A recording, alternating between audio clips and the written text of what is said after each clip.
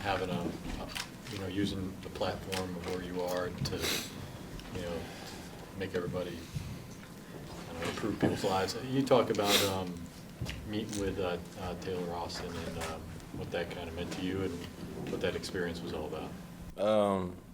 With Taylor, I mentioned this to him yesterday.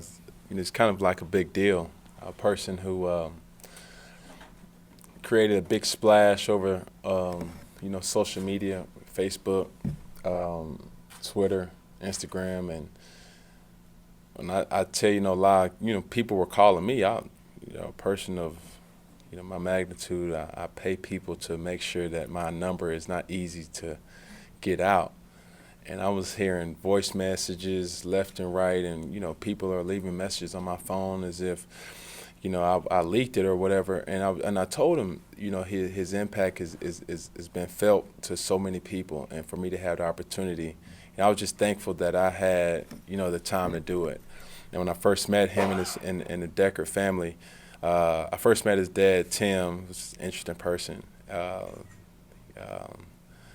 A military person who, I was just inspired by the whole family. He had two brothers, and as I was talking to him, the energy that he had, it was so contagious.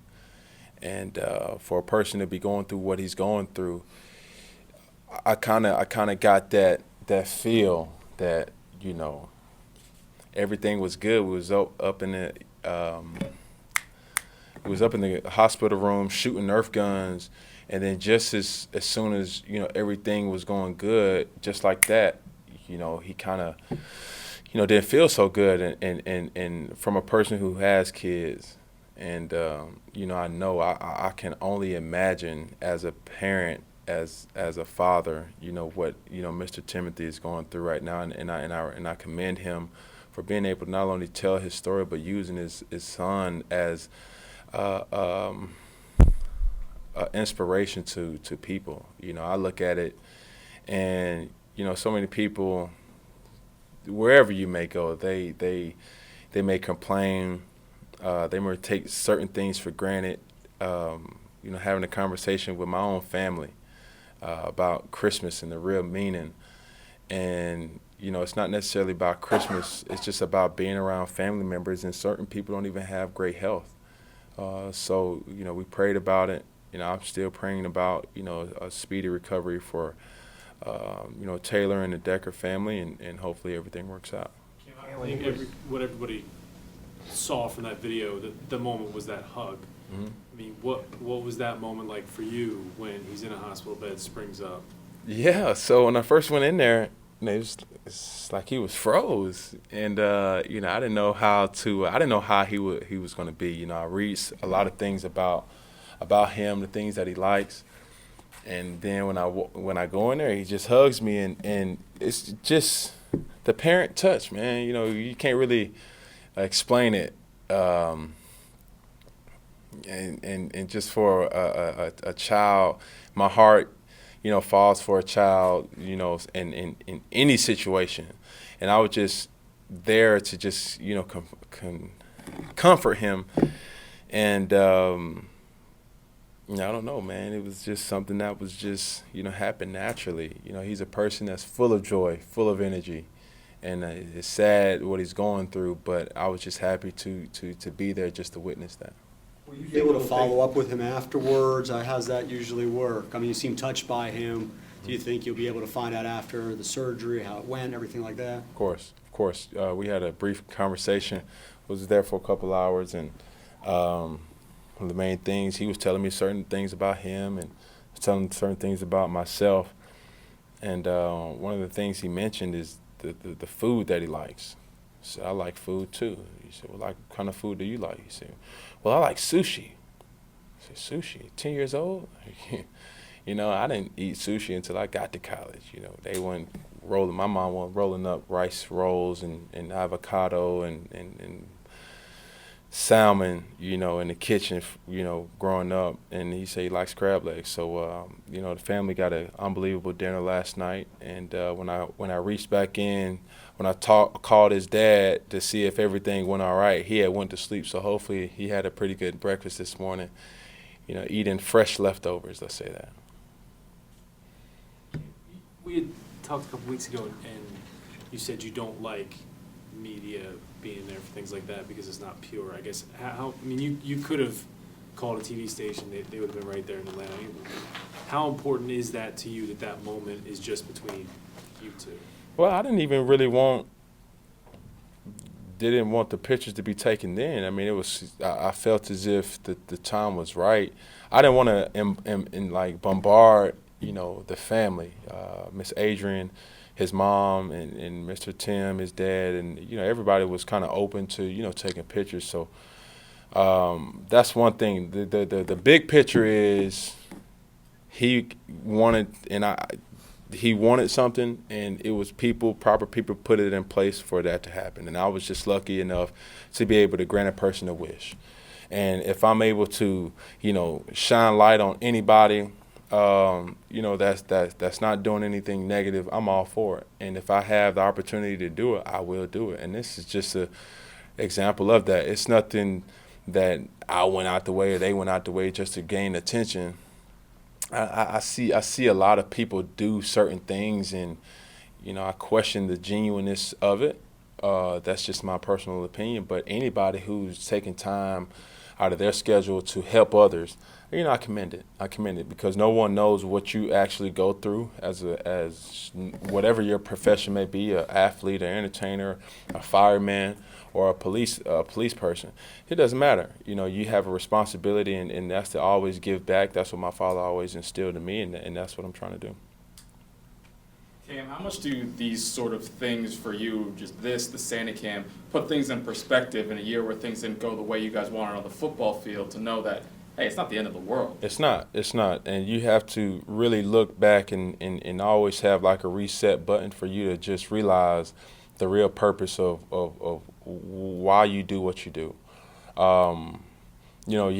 It's kind of like a disappointment for the on-field product, but off the field, I think people look at me and they see a unique person. And that's all I try to do. If I don't do it for no publicity stunts, I don't wear hats. I don't type the way I type. I don't post the way certain things post. I do it just to impact a person and say, well, if Cam is unique and decides to do certain things like that, then I want to be a part of that. I want to be a part of the uniqueness. I want to be a part of something different. I want to be a part of, I don't want to, kind of conform to the crowd. I want to go against the grain and be my own trailblazer. So I'm a person that, people obviously look at and they critique, or and it may be in a positive way or the negative way. And that's what you have to take, the good with the bad. But my job as a person to always be a great example for those who's watching. We just talked to Gerald McCoy, Bucs defensive tackle, on the phone, and he kind of actually said what you just said, that you're a unique person, and he also said that personality, and your personality specifically, is good for the league, that sometimes it's hard to not conform within. I'm wondering what your response might be to that. Well, I mean, he's true. We all are a different person. We all are, come from different cultures, different races and nationalities, and different communities and environments, and we all have a story. And in that story, we allow people to, dig into our lifestyles and try to see or try to impact other people that's doing the same thing that we've done. I go back to Atlanta often, and I look at kids that were playing in the same parks that I was playing, and little did they know I did the same certain things, walked certain places, went to the same stores, went to that school, had this same teacher. And, long story short, if I could do it, anybody can do it. All I'm doing while I'm doing what I'm doing is just to impact in a positive way. I often say it, and, it's for the masses of the youth. That's what my heart goes to. And, I try to use my influence in a positive way. You always hear that even though you're doing it for him, that the giver to you sometimes gets more out of those Right. experiences. Is that true? Of course. Like, I'm blown away, actually, in the hospital, because I didn't know what to expect. Who knows what to expect when a person, is 10 years old and they're fighting for their lives and they have cancer. Like, let's really look at it. And as a parent, I'm looking at a strong man, in Timothy, who, will not let his son see him, bat an eye, and he has all the words to say. He has all the comfort to give, and his mom is just as strong as he is, and just there for their son. And like I say, it inspires me because I have kids, and plan on being that rock for them no matter what the situation is, good, bad, or indifferent. They have to be able to have something or someone that they can look to or depend on and say everything's going to be all right, and them believe it.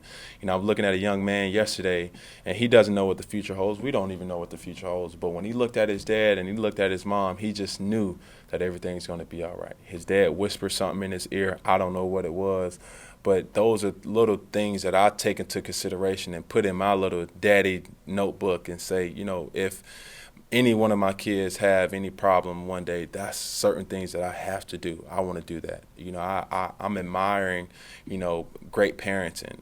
And for him to just be there, he could have been doing any single thing. And, for me, I grew up with a lot of people that didn't have father figures in their lives. My dad is still father figures to a lot of people that I grew up with. And, it's just certain things that I respect. And Mr. Timothy Deckard, if you're looking at this, I respect you and I love you for it. And what'll be your memories of Bruce and him? Man, well, Coach Bruce, I would always tease him,